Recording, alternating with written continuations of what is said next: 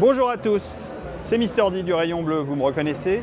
Et là, je ne suis pas chez moi, je ne suis pas dans ma cave, je suis au PAVS, Paris Audio Vidéo Show, ou bien sûr esonvideo.com comme chaque année. Et je vais vous présenter un petit Blu-ray extraordinaire comme d'habitude, L'Exorciste version collector, le film de William Friedkin du début des années 70, un chef-d'œuvre du cinéma. Et là, Warner a fait très fort avec cette édition, elle est juste magnifique. Gros problème, elle est tellement magnifique que les gens se sont précipités dessus, se le sont arrachés. Il est absolument introuvable sur aucun store, Amazon, Fnac. Évidemment, sur sonvideo.com, vous pouvez aussi trouver des Blu-ray maintenant. Ça fait déjà un petit bout de temps que je vous en parle.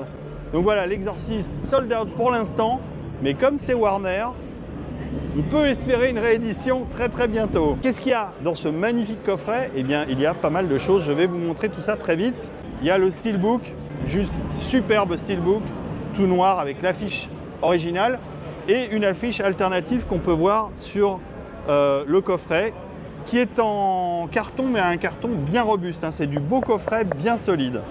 J'ouvre le steelbook et là, qu'est-ce qu'on retrouve? On retrouve plusieurs disques.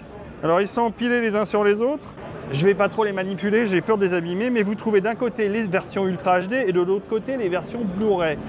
Pourquoi je dis les versions Ultra HD? Parce que vous allez avoir le Blu-ray de la version cinéma qui fait 2 heures et une version Extended Cut qui fait 2h12, 2h13, donc avec une bonne dizaine de minutes de scènes inédites dans le film. Donc tout ça a été remasterisé et vous aurez d'un côté les 4K Ultra HD et de l'autre côté les Blu-ray. Voyons, penchons-nous sur les 4K Ultra HD pour savoir quelle qualité d'image et quel codec on a droit pour l'audio. C'est tout marqué au dos, évidemment, comme d'habitude. Il faut avoir des yeux de lynx pour lire, parce que c'est vraiment trop petit. Bon, enfin bref, tout ça pour vous dire que pour le 4K en audio, dans la version originale cinéma, il y a du Dolby Atmos pour la version originale, pour l'anglais. Pour les autres langues, vous avez un Dolby Digital bien classique qu'on connaît bien. Et donc pas de remixage. Alors c'est pas très clair pour la VF, j'ai un peu peur que ce soit le mono d'époque qu'ils aient trafiqué pour faire un 5.1 bidouillé, parce que à l'époque les doublages étaient faits principalement en mono.